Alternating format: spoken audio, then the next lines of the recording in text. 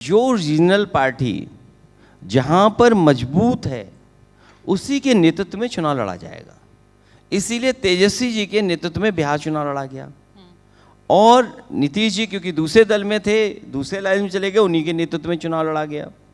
तो ये इंडिया गठबंधन जब बना था तो यही फैसला लिया गया था सभी दलों ने मिलकर के कि जो रीजनल पार्टी जिस प्रदेश में सबसे स्ट्रांग है उसी के नेतृत्व में चुनाव लड़ा जाएगा और वही आधार हमारे इंडिया गठबंधन का था।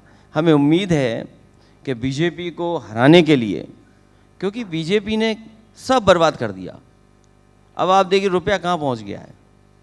अभी प्रधानमंत्री जी युगांडा गए हैं। युगांडा और भारत की करेंसी का अगर आप वो करेंगे तुलना, तो हमारा देश गरीब दिखाई दे रहा है उनसे।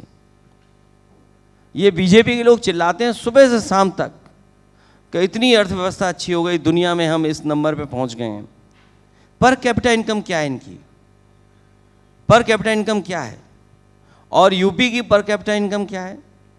अभी हाल ही में मैंने ये फैसला लिया और हम लोगों ने बहुत विचार करके ये बात कही कि जो महिलाएं हैं उत्तर प्रदेश की, गरीब परिवार जो हैं, बहुत सारे ऐसे परिवार हैं, सपेरा है, पाल समाज के लोग हैं, प्रजापति समाज के लोग हैं, विश्वकर्मा समाज के लोग हैं, कठेरिया समाज के लोग हैं और तमाम दलित समाज के गरीब लोग हैं, महिलाएं हैं, और उन्हें हम 40,000 रुपया साल में देंगे।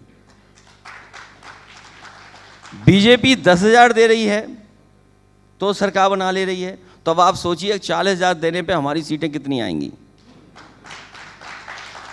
अब आप पूछेंगे 40,000 आएगा कहाँ से? हाँ। ये पहला सवाल। हाँ। तो 40,000 कहाँ से आएगा इसका मैंने उदाहरण दिया कि आप देश के सब उद्योगपतियों की सूची बनाइए। और ये मैं देख रहा हूँ यहाँ बहुत सारे सब जागरूक और पढ़े लिखे लोग दिखाई दे रहे हैं मुझे। आप गूगल करिए, चैट जीपीटी पे देखिए कि किस उद्योगपति पे कितना उधार है। केवल टॉप 10 निकाल लीजिए आप। तो अगर उधार से कोई दुनिया का सबसे बड़ा उद्योगपति बन सकता है, देश का सबसे बड़ा उद्योगपति बन सकता है उधार के पैसे से, तो उत्तर प्रदेश की सरकार समाजवादी पार्टी बनने पर सरकार उधार लेकर के गरीब परिवार की महिलाओं को 40,000 रुपया साल में देने का काम करेंगे।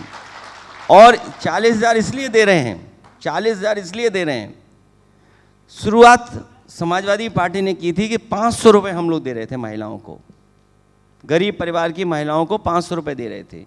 अगले चुनाव में हमने कहा कि 1,000 देंगे, हम चुनाव हार गए। फिर उसके बाद कहा हमने 1,500 देंगे, फिर चुनाव हार गए। 2,500 कहा तो चुनाव हार गए।